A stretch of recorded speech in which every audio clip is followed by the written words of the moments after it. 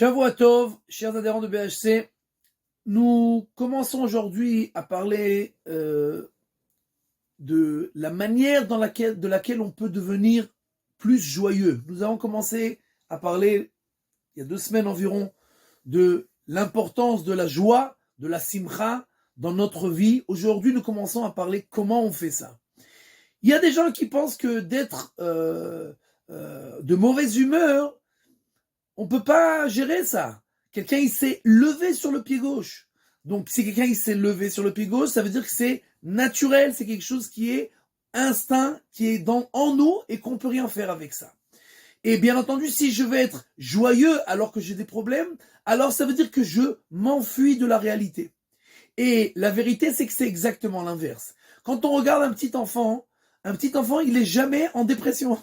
Des fois, il pleure, mais la majorité du temps, il sourit et il est content et il est joyeux.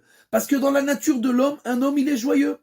Et le fait d'être en dépression ou d'être triste, etc., ça, c'est se sauver de la réalité. Pourquoi ? Tout simplement parce que quand on est triste, alors qu'est-ce qu'on dit ? Ah, laisse-moi tranquille, j'ai pas les nerfs, On fait rien. On fait rien en sorte pour pouvoir se sortir de notre pétrin et de nos problèmes. Alors que quand on est joyeux, on prend notre vie entre nos 2 mains et on commence à travailler. Ça s'appelle vivre. Quand on est dépressif, quand on est triste, quand on est de mauvaise humeur, alors là, on s'enfuit de la réalité parce qu'on ne fait rien pour faire en sorte que l'on puisse avancer dans la vie. D'accord ? Et en fait, il faut se rappeler que l'humeur, c'est quelque chose qu'on peut avoir. On a la possibilité de choisir quelle humeur on va avoir. C'est pas quelque chose qui est inné, d'accord ? Et c'est une décision d'être de bonne humeur, d'être joyeux. Ça dépend que de moi. Ça dépend de personne d'autre que de moi, d'accord ? Et en fait, le premier point qu'on va parler aujourd'hui, c'est ce qu'il a écrit Rabbi Nachman de Breslev, c'est que, à part le fait que je dois décider d'être joyeux, on peut s'aider pour être joyeux. La première chose, c'est en fait de chercher tout le temps le point de lumière. C'est-à-dire de regarder, même quand on a des problèmes, même quand on est dans le pire des pétrins, où il est le point où l'on voit Kadosh Baruch Hu. Je vous donne un exemple.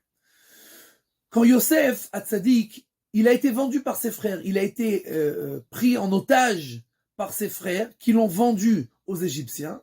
Alors il y a écrit là-bas que il a été vendu aux Ishmaélim qui l'ont mis sur un âne. Et sur cet âne-là, il y avait des parfums.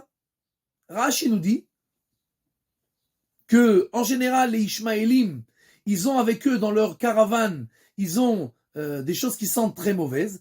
Mais Dieu a fait en sorte que cette fois, ils ont pris avec eux des parfums pour que le tzaddik, il n'ait pas à souffrir de la mauvaise odeur. Ma fille, elle a dit une fois, hein, est-ce que tu comprends pas ça veut dire quoi ? C'est comme si un soldat, il est pris en otage par le Hamas et qu'on le met dans une voiture et qu'on te dit qu'en lieu que ça sente la chèvre dans la voiture, eh ben, il y avait une bonne odeur.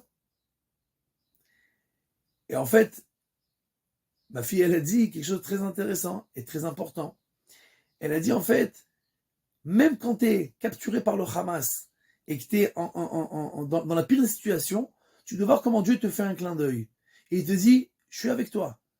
Même si tu crois que tu es tout seul dans le pétrin, je suis avec toi. Et alors, en fait, quand on regarde et quand on cherche ce point de lumière, parce que partout, Dieu est avec nous. Des fois, on voit pas. Des fois, on fait pas attention.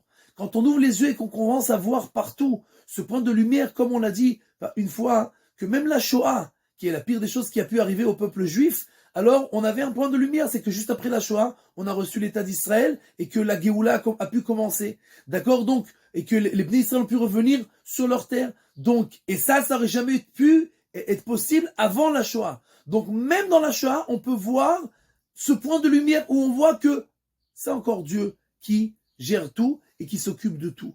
Et que nous, on ne comprend pas. Il y a beaucoup de choses qu'on ne comprend pas. Mais quand on voit ce point quand on réfléchit et qu'on voit ce point, alors, le focus, notre focalisation, elle change, et alors on peut devenir joyeux dans tout ce qui se passe quand on sait que Dieu est avec nous, même dans la pire des situations.